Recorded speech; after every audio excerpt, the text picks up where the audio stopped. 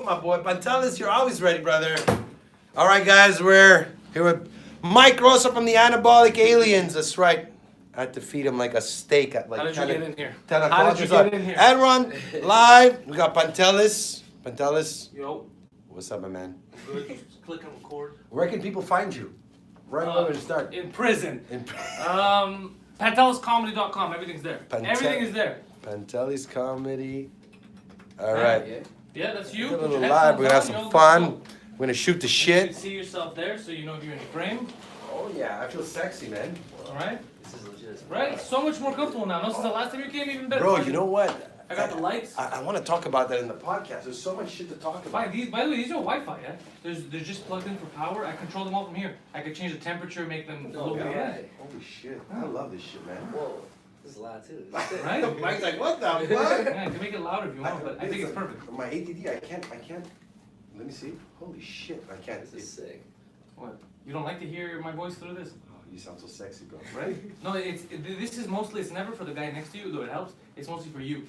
So Okay. you know if you're talking too loud, if you're too far, if you're all that. I'm better like this, man. Whatever you want, nobody's gonna. Because I hear like double voices. I hear voices in Really? my head. Yeah.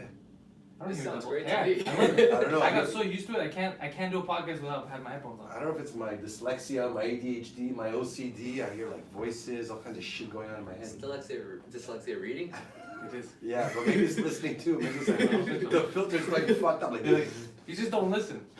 So that's it. It's time. It's the Pantelis podcast, and we've got Nick Drossos Yes. from nickfit.com. Is that what it is, Nick? NickDrossos.com, baby. NickDrossos.com. So what's Nick Fit, bro? How come every time I come over, there's a goddamn Jeep there with Nick Fit on it? There's two. There's Nick Drossos, Yeah. which is my online business, and Nick Home Fit is my local business. There we go. Okay, so So Nick Home Fit is for people in Montreal who want to find me and train with me. that's me.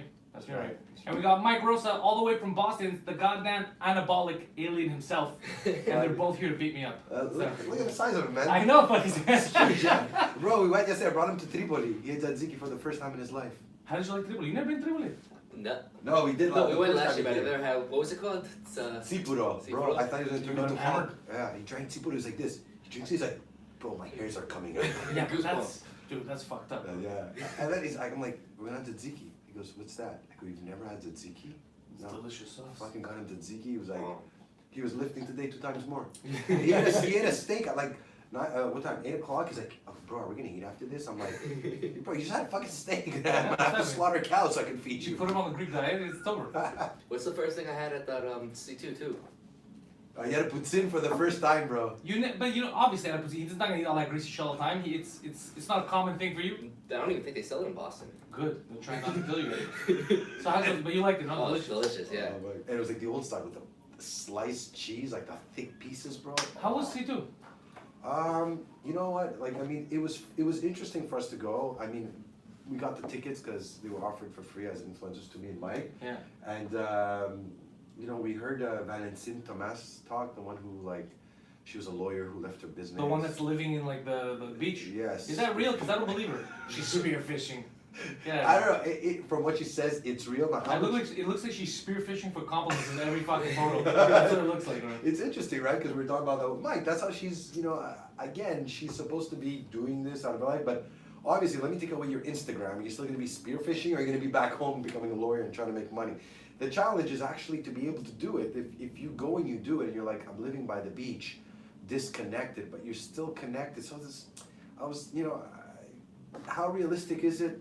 I don't know, you know. So she spoke, and then there was another couple of good speakers talking about our generation of creators and the work we have to do. We have 3 seconds to get their attention, or else they're gone. Yeah. Me and Mike drank and we ate. I like that though. I like that they get all you guys together, like influencers. Yeah. But that thing, to me, it sounds stupid. It sounds fake. It was more business than influencers, though. Yeah. Like, Right? we were actually at a place there, I felt like. Because, Yeah. I mean, we always do, it's the way we talk and present ourselves. Everyone's so formal, wearing, like, t-shirts and joggers in there and all suits. Me and Mike are fucking drinking scotch, getting wasted. Yeah, but you guys also started your own fucking businesses Yeah, out of nowhere. Yeah. Out of nothing. That's real elbow grease, right? You put in the work and you have your own and online this business. kid's even more impressive, bro. Yeah, he's kicking He's ass now. fucking So. 24, man. Yeah. At 24, I was out partying, girls, like working in clubs. I was completely fucking lost. Kid's 24, he's got his shit together. Yeah, what time do you wake up? When do you start fucking everything? Training, working on the side, everything? Yeah, I mean, I work out normally like 4 to 5 hours a day, so my day kind of. Fuck, already? My day normally, I go to bed around like 6 a.m., wake up around like 10, and then keep going in that process. And the app? The app, yeah. So How many downloads right now? the app's over 175,000 users now. Jesus fucking Christ. Fuck, bro. It's impressive, Doing really man. well. It's fun. They just got off a call with Google, and Google's gonna start helping marketing the app itself. So Oh, nice. it's gonna be big. This is, because there's how many? I was telling you the other day, it's you, there's DDP, it's going to be like 5 people that have these kind of apps out there. And I think, like, they're all kicking ass. Like, people are looking for a way to stay Yeah. fit, people that they Well, trust. there's a lot of them. I don't have an app on my site. You know, we're actually going to be putting a section in Mike's app that's going to be self-defense. That's badass. Never been done. It's never been done. So I'm going to be teaching my self-defense movements, how to elbow, palm strike, knee, everything in very simple movements in the app. So I think it's going to add, again, to the value of, like, you know, it's all about, you got to come up with new stuff, creative stuff, and I think that's super cool. How do you think you got to retain? Because everybody got fat and lazy, and you went the opposite route. And then not only you personally, but then you're able to get over 100,000 people on board with you. They're like, get off your fucking ass, come on, do this. What do you think it was? You think it was just you as a person? They're like, I like this fucking guy.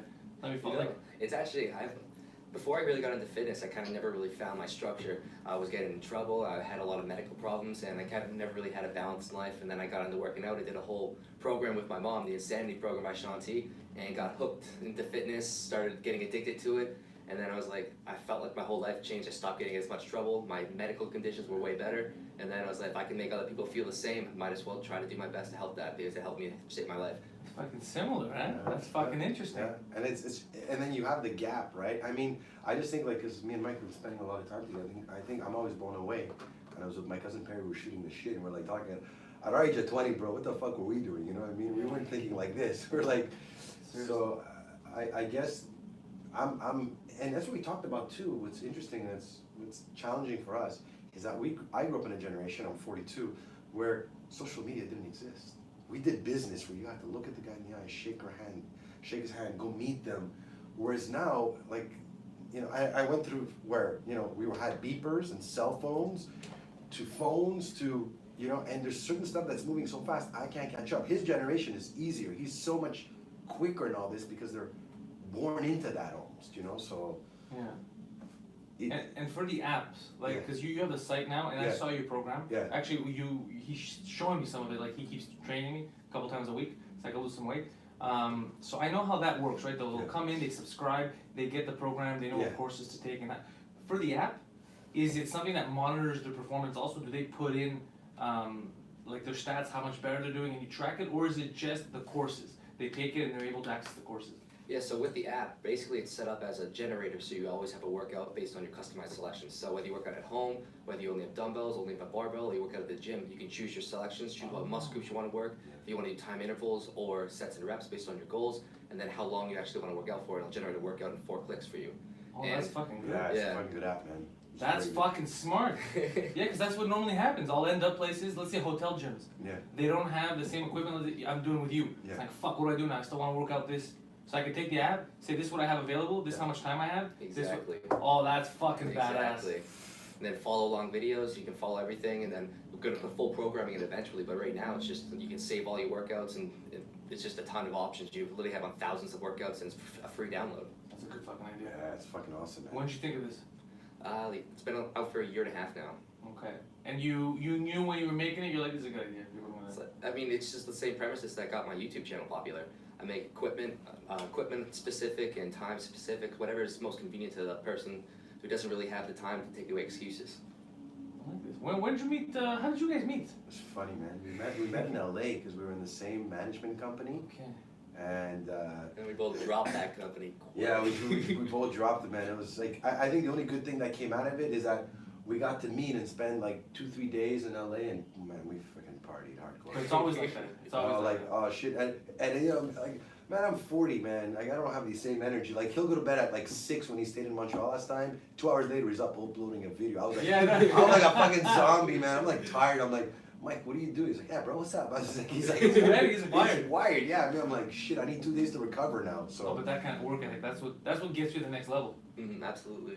Yes. If you're not gonna do it now, Nick, when the fuck are you gonna work? That's you're absolutely right, man. That's where, like, I mean, if I would have known all this shit when I was 20, but I was saying to myself, if I did, would I be the same person and would I've done my journey the same? I look at even the shitty stuff that happened in my life, and I gotta look at them and say, I'm so grateful they happened to me.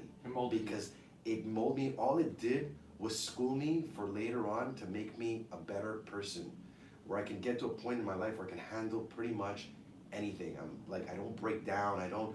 I realize I don't handle the things the same way, because as you grow older and you're able to build your character, your strength, belief in yourself, and all that stuff, you become more resilient. So it takes a lot more for you to like crack and break. Yeah. And you just fucking, you have a plan, you stay the course, and that's it, you know? And now on to bigger and better things from wherever you guys were during that management time, right? When you had that management company? Yeah. Now you're both at 2 completely different places in your lives, right? Absolutely. And you're way better off for it, right? You know what? For me, for both of us, for sure. You know what I mean? At one point, it's like it's crazy when you look at business and being an entrepreneur. You're constantly remolding, removing, readjusting. At that point in time, though, it did, for me personally, it did help me with structure. It helped me kind of establish, helped me have a team behind my back when I necessarily didn't know exactly the direction I wanted to take. Then when I kind of figured it out, I realized they're not going to help me get to that next level, and that's when I was like, I can't proceed with this company. I took the basics, I learned everything I could from them, and then now moving forward, I got to take that and then build on top of it. No one's gonna do the work for me. That's kind of exactly. Yeah, but it's like that in life. Even when you first start, your odd jobs, your part-time jobs as a kid, you learn from them. Sometimes you learn that you don't want to do this forever, right? You learn, you're like, oh fuck, I cannot be a dishwasher. I cannot be, I don't want to do this. I gotta do everything but this. So that motivates you. There's always different little things that you take from every experience, and that's what happened to you guys. I remember fucking washing toilets at the hospital, man. It was a fucking. That's the worst, man. And people were telling me, it's not so bad. Don't complain. You have a job. Be grateful. I'm like, I can't wake up every day and do the same fucking thing. And there's nothing wrong with it, man. Except for the toilets. For some people, it's great. Some people like the security and the structure. Yeah. I come in at 7. He finishes at 3:30. He does the same thing over and over. It secures them. It puts them in a safe zone. Being an entrepreneur, same as you, you're your own business. We never know. Tomorrow morning, wake up and you could get news and you just have to be able to. There's a lot of things that happen, and the strength lies in your ability to adapt to whatever and be like, oh shit, this channel died or this Instagram happened. Like, okay, what do I need to do? And you gotta figure shit out and always keep, readjusting to whatever's going on. It's definitely harder, but way more rewarding. And also, to go be in a cubicle all day and that's it. You have there's a lot of people who don't even have sports, they don't have extracurricular activities that they like to do, they don't have passions. It's just work, home. I don't know how, that would kill me. I know that I would slowly die like that. Yeah, that's why I love content creating. Yeah. It's always something new, and you can always create something versus just doing the same thing over and over again. It doesn't get boring. Feel the same way.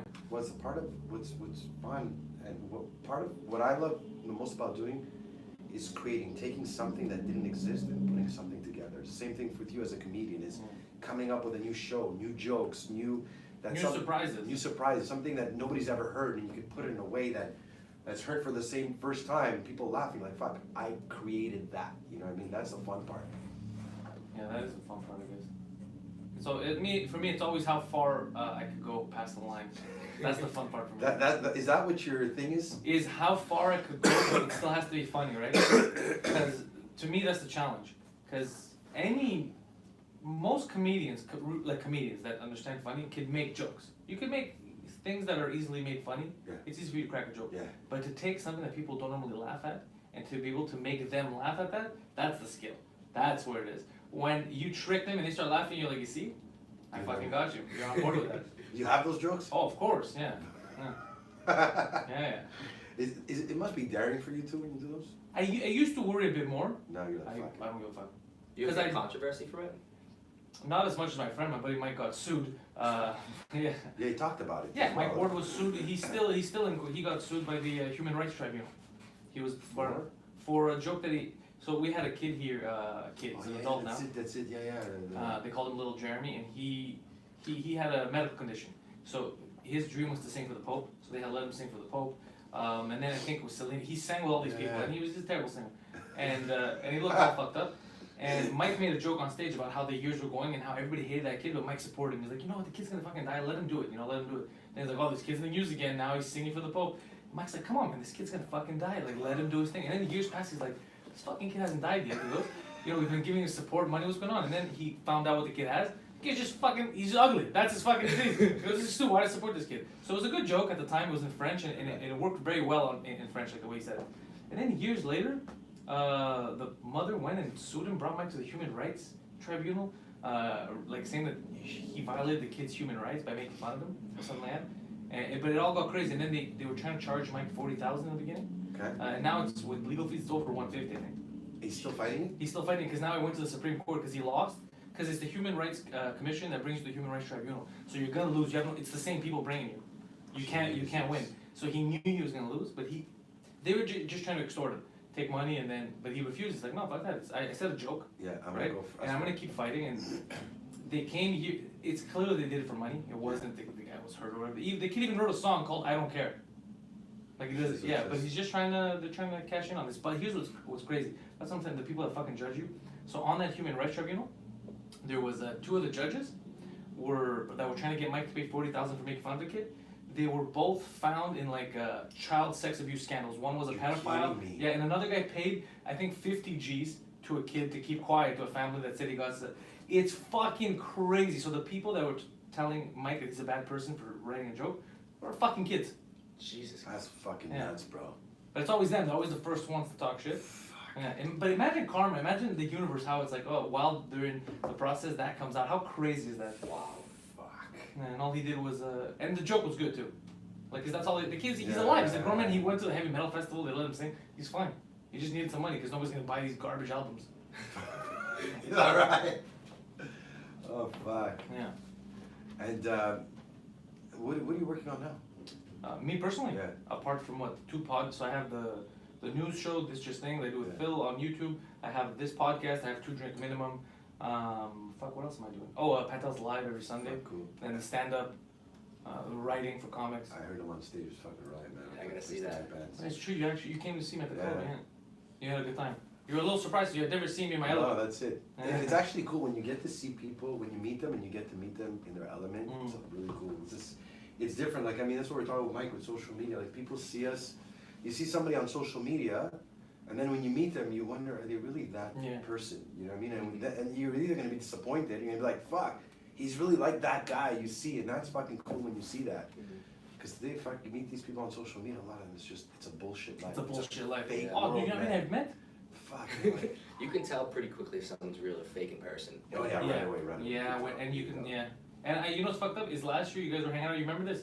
So he was talking to me about you last year. Mm-hmm. He's like, Anabolic, hey, look, this kid, he's doing big things. And I had seen a video that you guys posted together, like he's here. And remember, I told you last week too. I go, this guy, he seems like a nice guy. He goes, he's a cool person. And he's like, you could tell. And I was like, hey, you could tell how people come off like arrogant or whatever. I was like, this looks like a cool guy. He's very cool. You gotta meet him. He's gotta come to the show. You could tell sometimes. That's the thing on as much as you could fake a picture, you can fucking tell, man. It says a lot, and as well as then the amount of pictures. You know what I mean? Like, if you're putting a picture of you and we're talking about Mike, like without, like, I mean, some of these girls on Instagram, they put a butt picture. Yeah. 1, 2, 5, 20. Like, okay, after a while, okay. You could never get enough of ass, Nick. Like, I've seen your ass in a G-string, and you're like, oh, I have 50,000 followers. What do? You're showing your ass. Okay, we get it. After a while, that's when I look at this shit sometimes, man, we're stupid. Men or mankind. Men, of course. We're like, whoa, bro, did you see your ass? Yeah, I've seen many asses. So what? If it wasn't for guys, do you know how many Instagram models would be homeless right now? That's okay. That's crazy. Yeah. We're keeping the economy alive. Stupid man, but no, bro, look at how hot she is, bro. Yeah. You know what I would do to her? What then? What would you do to her? Nothing. She would not speak to you. Yeah, but you do have to look on the other side of it too. I really think this too. I mean, sex sells. Yeah. And a lot of these girls actually work their ass off to be able to show off their ass. So you have to look on the other side too, because a lot of people who don't actually put in the work just see an ass, and then people who actually understand the grind also see the business side behind it too.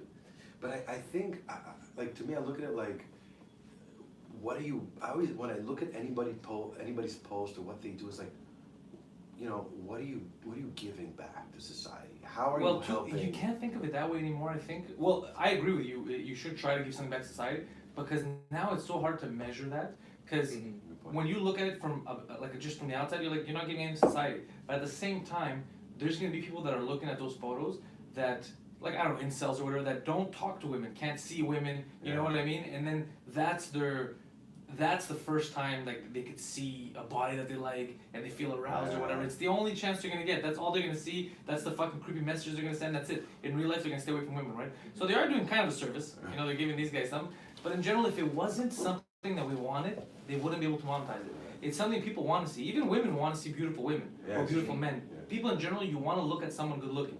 There's motivation to some other women, like they give them confidence. To me, it's motivating too. That's how I feel. Every time I see someone do, whether it's doing something good or seeing someone beautiful on the beach or whatever, to me it's always like, all right, it's possible. Let me call Nick. Let's see if we can get some ads. But you know what's fucked up too? There's so much plastic surgery, man. There's so many people are redone. You see it sometimes. You're like, shit. I'm only thinking about it. I was in Westmount a couple days ago. I saw this, like, she was maybe 60 and she was redone, bro. It's like her face was like this for literal, like, and she's like, she's moving and it's like, she's trying to smile on her face. I'm like, what the fuck, man? Now instead of looking like a 6-year-old woman, you look like a mutant. It's crazy, man, but we probably live in the most narcissistic time. Yeah. I mean, I think it's always been just, you didn't have the opportunity to show people how narcissistic you are. It's true. Yeah. I mean, I think a lot of people take advantage of, like, opportunities like that, being to get plastic surgery to try to get more likes, try to be more popular. But I really do think some people just think it enhances their life, and in that sense, it's just like, you feel better about yourself, why the hell not do it? If it makes you actually feel better about yourself, but if you're doing it for an external reason rather than internal, then you're trying to get attention.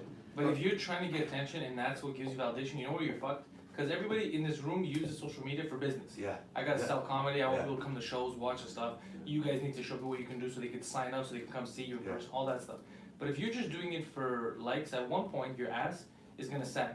At one point, that hot 25-year-old that everybody's looking at is gonna be an alright 40-year-old. Then maybe not so alright 50-year-old. What do you have? What do you have left? Like, where do these Instagram models go when they're 70? Not even 70. Look, when you're 20 and she becomes 30. That's a huge, you're gonna go to the 20-year-old. You're gonna go to the 20-year-old. So it's like, what are you gonna do then? Well, that's what we talk about with our channels, because we always say how we're more relevant rather than necessarily popular, and it's a sustainable model. All these popular trends, they come to an end where we actually believe and value our content, so people will always come back. You know what the future is? You take all of the Instagram models that passed their prime, and you have them fight MMA style on stage. Get some mud. Yeah. You beat the shit out of each other. And Mike's the referee. You ready? You ready? Fight! I didn't sign up for this. That'd be good. So yeah, you said we have a lot to talk about. The only thing we've been doing, you and I, is working out together. Damn, yeah. And it's been working. I've been losing a bit of weight with him, and also he's, I think I haven't sweat that much in years. It's true. And we only do 45 minutes, right? So but it's intense. It's strength training, combination of boxing, kickboxing. I mix up everything, you know, so I want to keep it fun. Like, I think it's important. The number one thing I tell people, you gotta enjoy it. Yeah, I had fun. I've been having fun. Even the boxing especially, I'm having a good time. Yeah, people love it. Every time I make them do boxing or MMA and teaching them some self-defense, you're not just lifting weights, you're also learning something at the same time. So people feel like I'm training, but I'm also learning something, and the time goes by. Eat that mic. Eat that mic. Or be pretty close to you. You can move it around it. That's it. Oh, maybe I should just put on this shit. I'm telling you. You see, look who's joined the cult. Holy fuck. There we go. Whoa. Welcome back. Hi. How's my voice sound? Oh my God. It's nice in your ears, huh? Pantelis, talk to me, baby. Hey, I want to ask you a question. So in the Boston scene, because I know here we have different fitness people. Some of them collaborate, some of them work together. What's the scene like in Boston? Are they people that are willing to work together and help each other out, or is it more negative, like you do your fucking thing, I'll do my fucking thing? See, it's everyone's pretty separated in the city. Influencers, and there's not too many fitness influencers in Boston at all, actually. Okay. But like regarding all of influencers and people just trying to start their businesses, I actually teamed up with a big podcast in Boston called Golden Deer Productions. Okay. And we're just trying to bring all these influencers together to kind of expand and build the networks and just connect and collab. And because a team effort is going to expand everyone, you know. But at this point in time, everyone's really